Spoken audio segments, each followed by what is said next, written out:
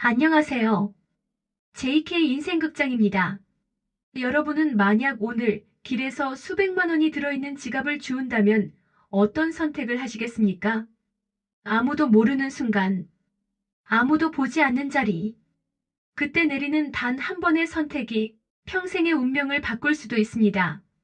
오늘 들려드릴 이야기는 택시기사였던 한 남자가 우연히 주운 지갑 하나로 시작된 실화 같은 감동 이야기입니다. 돈을 선택할 수도 있었지만 그는 양심을 선택했습니다. 그리고 그 선택은 상상조차 하지 못했던 기적 같은 인연으로 이어졌습니다. 과연 그날 밤 그에게는 어떤 일이 벌어졌을까요? 잠시 모든 걱정을 내려놓고 한 편의 영화처럼 펼쳐지는 이야기에 함께 해주시기 바랍니다. 시작하기 전에 아직 JK 인생극장을 구독하지 않으셨다면 구독과 좋아요, 그리고 알림 설정까지 부탁드립니다. 여러분의 작은 응원이 더 많은 감동 이야기를 만드는 큰 힘이 됩니다. 그럼 지금부터 택시에서 주운 지갑 하나가 제 인생을 바꿨습니다. 그 특별한 이야기를 시작하겠습니다. 늦은 밤이었습니다. 도시의 불빛이 하나둘 꺼져가고 차창 밖으로 스쳐 지나가는 가로등만이 조용한 길을 비추고 있었습니다. 저는 그날도 마지막 손님을 내려드린 뒤 천천히 집으로 향하고 있었습니다. 하루 종일 운전대를 잡았지만 손에 남은 돈은 얼마 되지 않았습니다. 밀린 월세는 벌써 2달째. 아내는 병원 치료를 미루고 있었고 아이는 학원에 보내달라는 말을 더 이상 하지 않았습니다. 가장의 어깨는 언제나 무겁기만 했습니다. 조금만 더 버티자. 언젠가는 나아지겠지. 스스로를 위로하며 운전하던 그때였습니다. 습관처럼 뒷좌석을 돌아본 저는 검은색 가죽 지갑 하나를 발견했습니다. 누군가 급하게 내리면서 미처 챙기지 못한 것이 분명했습니다. 차를 길가에 세운 뒤 조심스럽게 지갑을 손에 들었습니다. 생각보다 훨씬 묵직했습니다. 순간 이상한 예감이 스쳤습니다. 천천히 지갑을 열어보았습니다. 그리고 저도 모르게 숨을 삼켰습니다. 지갑 안에는 두툼한 현금 다발이 빈틈없이 들어 있었습니다. 얼핏 보기에도 수백만 원은 되어 보였습니다. 심장은 점점 빠르게 뛰기 시작했습니다. 그 돈이면 밀린 월세를 낼 수도 있었고 아내의 병원비도 마련할 수 있었습니다. 아이에게도 오랫동안 미뤄왔던 약속을 지켜줄 수 있었습니다. 하지만 바로 그 순간 제 머릿속에는 또 다른 생각 하나가 떠올랐습니다. 이 지갑을 잃어버린 사람도 지금쯤 얼마나 애가 타고 있을까? 저는 한참 동안 지갑을 손에 쥔 채 움직이지 못했습니다. 그날 밤 제 앞에는 돈보다 더 무거운 선택이 놓여 있었습니다. 그리고 그 선택이 제 인생을 완전히 바꾸게 될 줄은 그때는 미처 알지 못했습니다. 지갑을 바라보던 저는 쉽게 손을 떼지 못했습니다. 현금이 얼마나 들어있는지 다시 세어보고 싶은 마음과 그대로 덮어야 한다는 마음이 계속 부딪히고 있었습니다. 한참을 망설인 끝에 주인을 찾아야겠다는 생각으로 지갑 안을 다시 살펴보았습니다. 가장 먼저 눈에 들어온 것은 낡은 주민등록증이었습니다. 사진 속 남자는 예순을 훌쩍 넘긴 듯한 인상이었습니다. 그 옆에는 몇 장의 카드와 접힌 종이 한 장이 들어 있었습니다. 무심코 펼쳐본 종이에는 병원 예약 일정과 수술 날짜가 적혀 있었습니다. 순간 가슴이 철렁 내려앉았습니다. 혹시 병원비를 준비한 돈은 아닐까? 이제는 현금이 전혀 다른 무게로 느껴졌습니다. 그때 지갑 한쪽에서 작은 사진 한 장이 미끄러져 나왔습니다. 다정하게 웃고 있는 노부부의 사진이었습니다. 사진 뒤에는 짧은 글이 적혀 있었습니다. 여보, 이번 수술만 잘 끝나면 우리 손주랑 꼭 여행 가요. 그 한 줄을 읽는 순간 제 눈시울도 뜨거워졌습니다. 저 역시 가족을 위해 매일 새벽부터 밤늦게까지 운전대를 놓지 못하는 사람이었기에 그 마음이 너무도 선명하게 느껴졌습니다. 하지만 현실은 냉정했습니다. 주머니 속에는 지갑보다 훨씬 가벼운 제 지갑이 들어 있었습니다. 휴대전화에는 병원비를 언제 낼 거냐는 문자와 밀린 월세를 부탁한다는 집주인의 메시지가 연달아 도착해 있었습니다.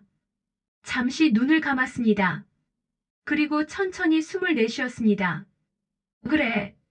무슨 일이 있어도 이 지갑만큼은 꼭 주인에게 돌려드리자. 그 결심이 생각보다 훨씬 험난한 길의 시작이 될 줄은 그때는 알지 못했습니다. 다음 날 아침 저는 잠도 제대로 이루지 못한 채 지갑을 들고 집을 나섰습니다.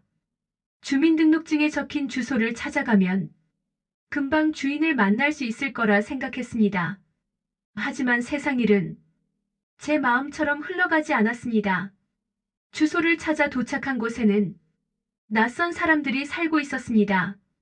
그분은 반년 전에 이사 가셨어요. 순간 머릿속이 하얘졌습니다. 혹시 연락처라도 알 수 있을까 싶어 물었지만 아무도 새로운 주소를 알지 못했습니다. 다시 택시에 올라탄 저는 지갑을 조수석에 올려놓고 한동안 말없이 바라보기만 했습니다. 경찰서에 맡길까? 아니면 조금 더 직접 찾아볼까? 수없이 고민했습니다. 그때 문득 지갑 속 명함 한 장이 떠올랐습니다. 혹시 도움이 될까 싶어 적혀있는 번호로 전화를 걸었습니다. 하지만 들려온 것은 현재 없는 번호입니다. 라는 차가운 안내 음성뿐이었습니다. 희망이 조금씩 사라지는 것 같았습니다. 그런데 그 순간 지갑 속에서 미처 보지 못했던 작은 종이 한 장이 눈에 들어왔습니다. 거기에는 손글씨로 병원 이름과 병실 번호가 적혀 있었습니다. 혹시 아직 병원에 계신 건 아닐까? 제 심장은 다시 뛰기 시작했습니다. 저는 망설일 틈도 없이 시동을 걸었습니다. 그 병원이 제 인생의 방향을 바꿔놓을 운명의 장소가 될 줄은 그때는 전혀 알지 못했습니다. 병원에 도착한 저는 혹시라도 늦지 않았기를 바라며 급하게 안내 데스크로 향했습니다. 지갑 속 메모에 적혀있던 이름을 말하자 직원은 잠시 컴퓨터를 확인하더니 조용히 고개를 저었습니다. 죄송합니다. 어제 오전에 퇴원하셨습니다. 순간 다리에 힘이 풀렸습니다. 겨우 찾았다고 생각했는데 단 하루 차이로 엇갈린 것입니다. 혹시 연락할 방법은 없냐고 몇 번이고 부탁드렸지만 개인정보라 알려드릴 수 없다는 답만 돌아왔습니다.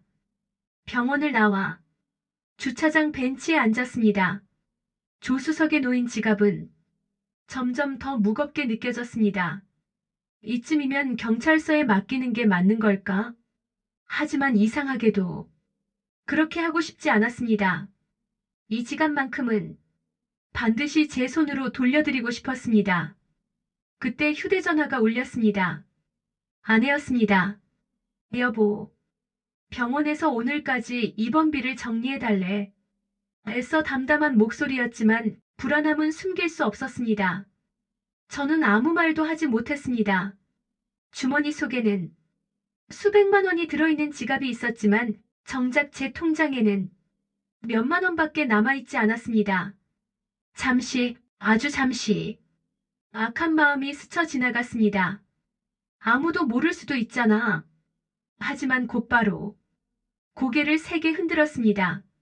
아무리 힘들어도 남의 눈물이 담긴 돈으로 우리 가족을 웃게 만들 수는 없었습니다. 저는 다시 운전석에 앉아 깊은 숨을 내쉬었습니다. 그 순간 택시 무전기에서 한 통의 호출이 들려왔습니다.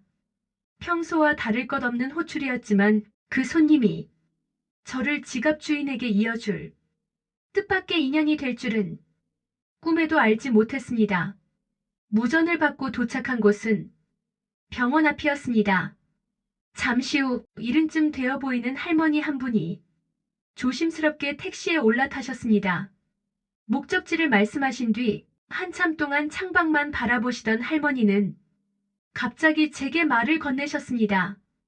기사님은 하루 종일 운전하시면서 힘든 일도 많으시죠? 저는 옅은 미소를 지으며 먹고 살려면 어쩔 수 없죠. 라고 답했습니다. 잠시 침묵이 흐른 뒤 할머니는 한숨을 내쉬며 말씀하셨습니다. 우리 남편도 어제 지갑을 잃어버렸어요. 병원비에 생활비까지 들어있었는데 밤새 한숨도 못 잤답니다. 순간 브레이크를 밟을 뻔했습니다. 심장이 세차게 뛰기 시작했습니다. 혹시, 설마, 저는 최대한 침착한 목소리로 남편분의 성함을 여쭈었습니다. 그리고 그 이름을 듣는 순간 확신했습니다. 지갑 속 주민등록증에 적혀있던 바로 그 이름이었습니다. 온몸에 소름이 돋았습니다. 이렇게 우연히 이어질 수 있다는 것이 믿기지 않았습니다. 저는 차를 잠시 갓길에 세운 뒤 조수석 아래에 보관해둔 검은 가죽 지갑을 꺼냈습니다. 혹시 이 지갑을 찾고 계신 건가요? 할머니는 떨리는 손으로 지갑을 받아들었습니다. 그리고 지갑을 보는 순간 눈물을 왈칵 쏟아내셨습니다. 하지만 저는 그 눈물이 기쁨의 눈물만은 아니라는 사실을 곧 알게 되었습니다.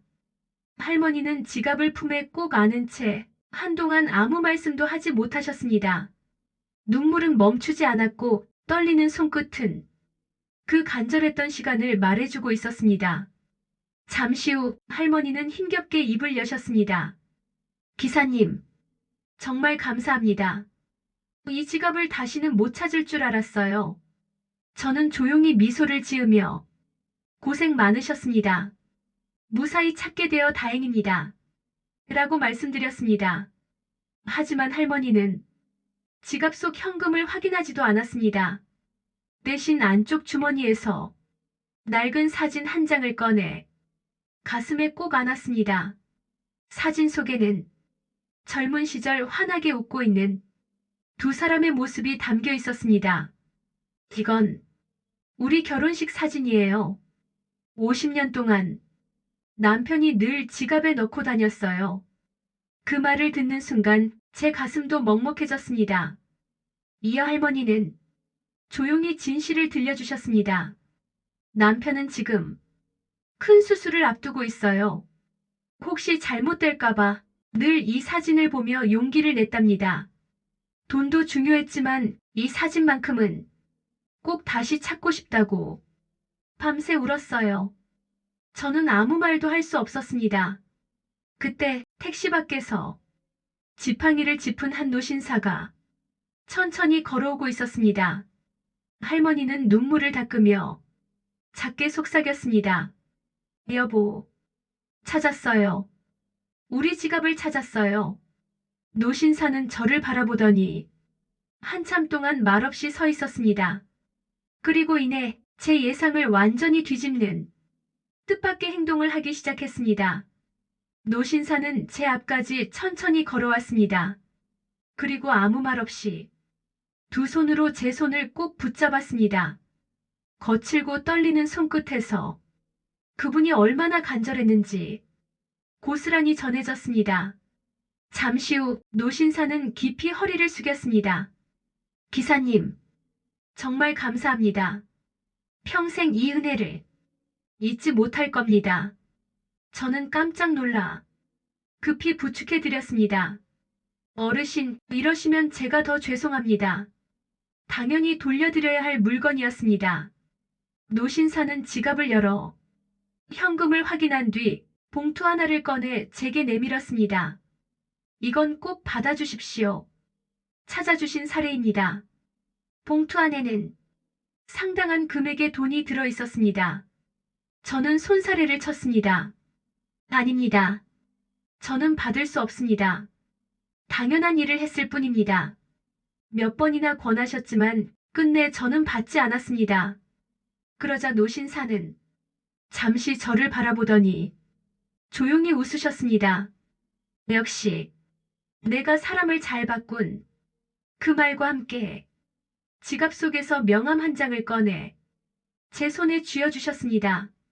언젠가 정말 힘든 날이 오면 망설이지 말고 이 번호로 꼭 연락하세요. 반드시요. 저는 정중히 인사를 드린 뒤 명함을 주머니에 넣었습니다. 그저 예의상 건네신 말이라 생각했습니다.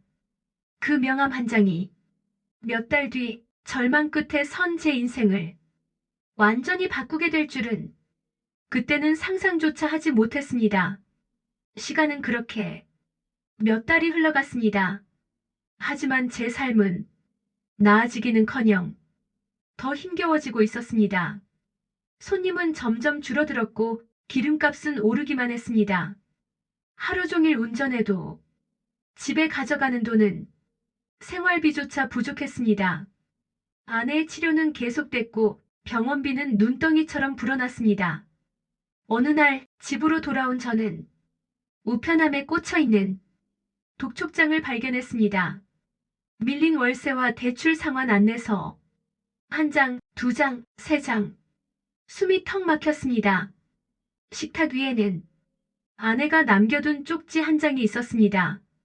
여보, 너무 무리하지 말아요. 당신 건강이 더 걱정돼요. 그 짧은 글을 읽는 순간 애써 참아왔던 눈물이 끝내 쏟아졌습니다. 저는 서랍을 열어 오래된 봉투 하나를 꺼냈습니다. 그 안에는 몇 달 전 노신사가 건네준 명함 한 장이 고스란히 들어 있었습니다. 정말 힘든 날이 오면 망설이지 말고 연락하세요. 그 말이 계속 귓가를 맴돌았습니다. 하지만 선뜻 전화를 걸 수는 없었습니다. 괜한 부담을 드리는 건 아닐까? 도움을 청하는 것이 자존심을 버리는 일처럼 느껴졌습니다. 명함을 한참 바라보던 저는 결국 휴대전화를 집어들었습니다. 떨리는 손으로 번호 하나하나를 눌렀습니다. 신호음이 울리기 시작했습니다. 잠시 후 수화기 너머에서 익숙한 목소리가 들려왔습니다. 기사님, 드디어 연락을 주셨군요. 사실 제가 먼저 기다리고 있었습니다. 그 한마디가 제 인생의 새로운 문을 조용히 열기 시작했습니다. 수화기 너머의 목소리는 여전히 따뜻했습니다. 기사님, 내일 시간 괜찮으시면 잠깐 얼굴이나 뵙고 싶습니다. 저는 잠시 망설였지만 조용히 약속을 잡았습니다. 다음 날 약속 장소에 도착한 곳은 작은 사무실이 아니었습니다. 도심 한가운데 자리한 제법 규모가 큰 회사였습니다. 혹시 장소를 잘못 찾아온 건 아닐까? 몇 번이나 간판을 확인하는데 정장을 입은 직원 한 분이 제 이름을 부르며 다가왔습니다. 기다리고 계십니다. 이쪽으로 오시죠.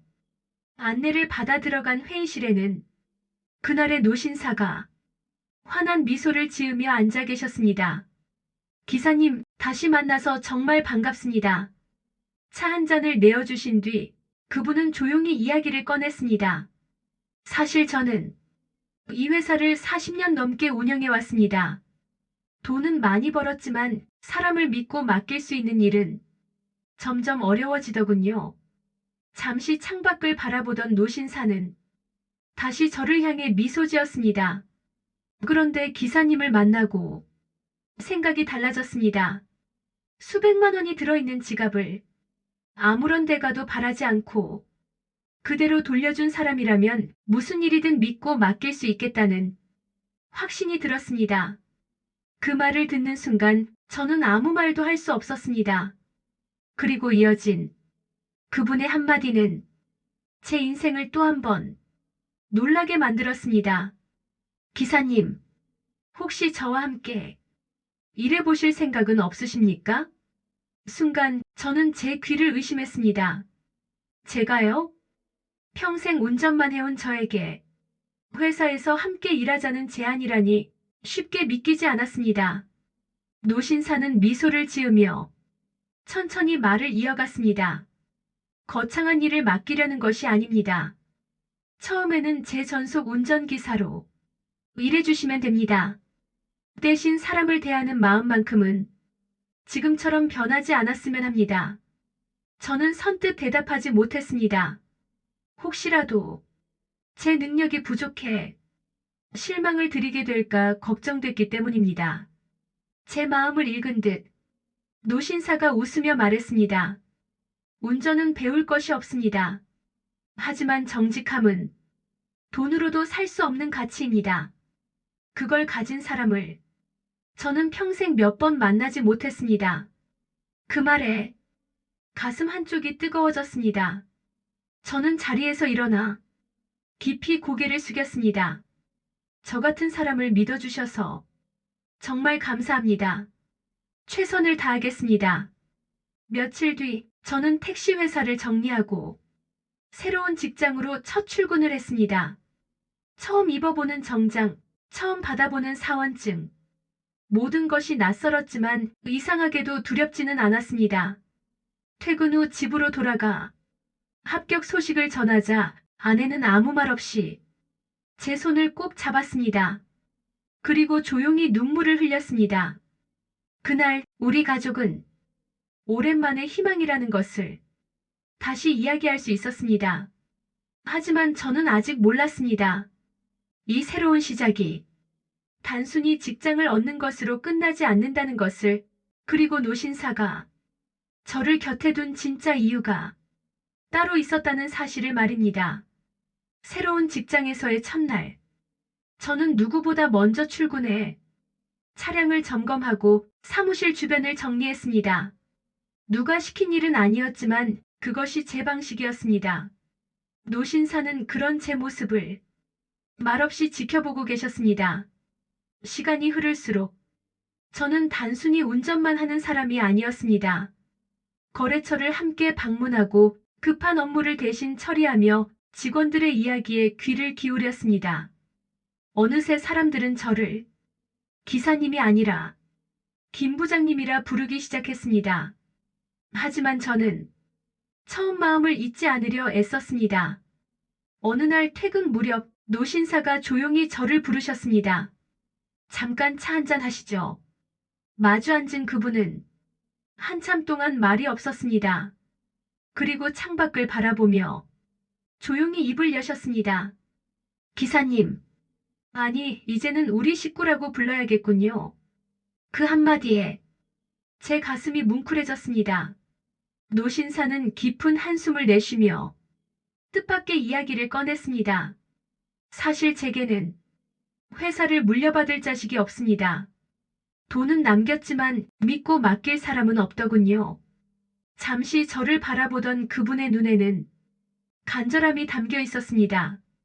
사람은 능력이 아니라 인품으로 남는다는 걸 기사님을 보며 다시 배웠습니다.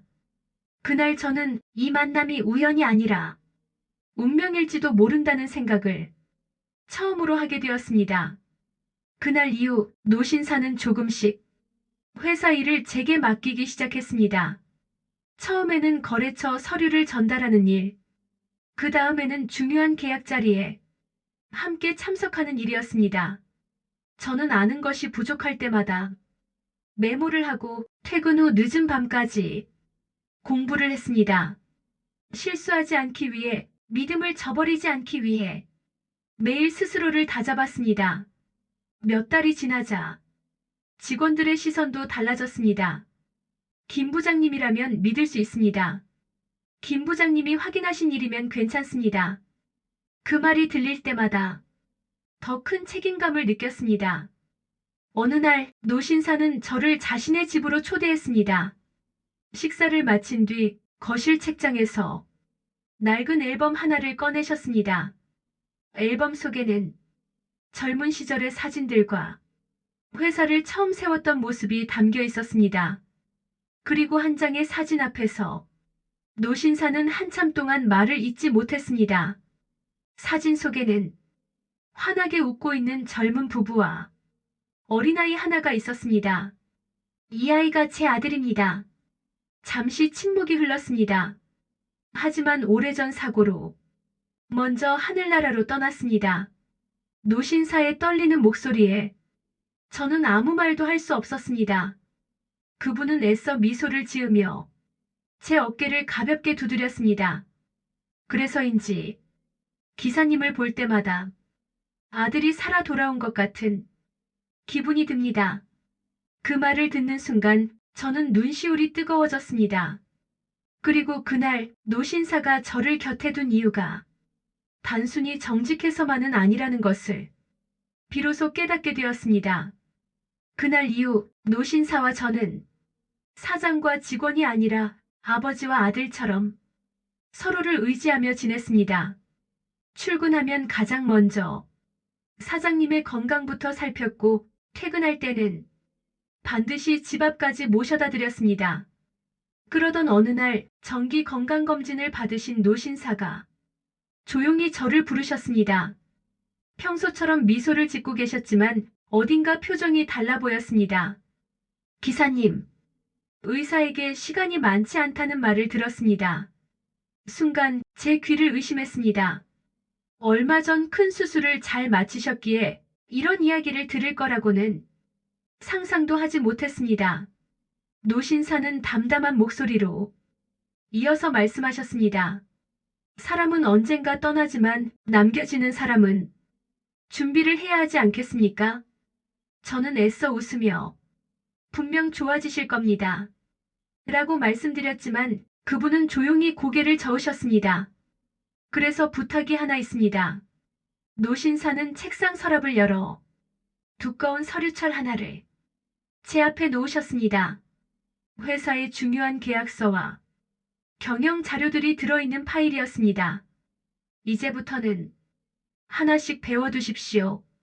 언젠가는 기사님이 꼭 알아야 할 일들입니다. 저는 그 서류를 바라보며 가슴이 먹먹해졌습니다. 그때는 미처 몰랐습니다.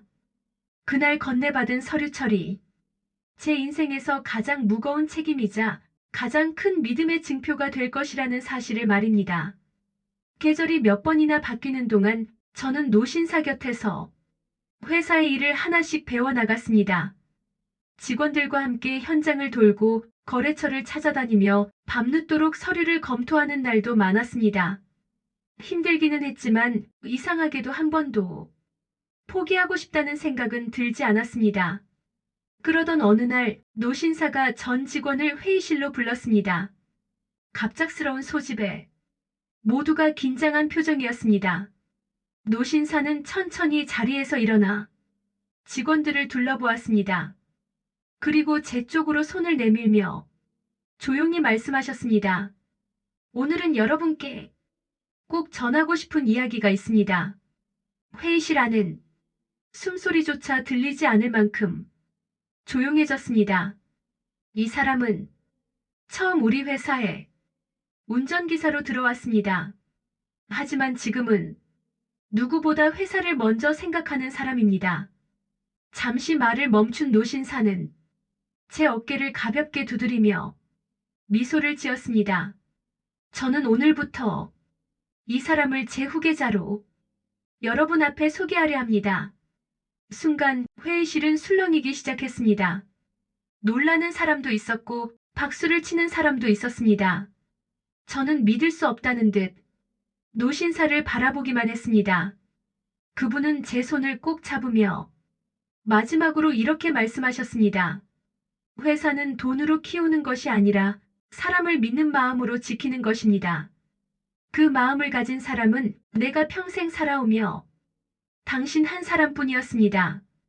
그 말을 듣는 순간 제 눈에서는 참았던 눈물이 조용히 흘러내렸습니다. 그리고 저는 그날 밤 택시 뒷좌석에서 지갑 하나를 집어들었던 순간에 다시 떠올렸습니다. 그날 이후 제 삶은 완전히 달라졌습니다. 하지만 달라진 것은 통장의 잔고가 아니었습니다. 세상을 바라보는 마음이었습니다.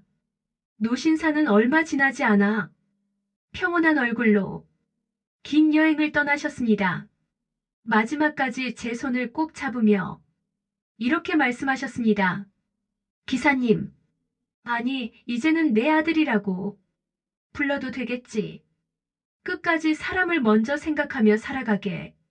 그 말은 지금도 제 가슴 속에 평생 지워지지 않는 가장 소중한 선물이 되었습니다. 장례를 마친 뒤 저는 다시 회사로 돌아왔습니다. 직원들은 예전처럼 저를 믿고 따라주었고 저 역시 노신사가 지켜온 원칙을 단 한 번도 잊지 않으려 노력했습니다. 가끔 늦은 밤 혼자 사무실 창밖을 바라보고 있으면 택시를 몰던 그 시절이 떠오릅니다. 밀린 월세에 한숨 짓던 날도 아내의 병원비를 걱정하며 잠 못 이루던 밤도 이제는 모두 저를 더 단단하게 만들어준 소중한 시간이었습니다.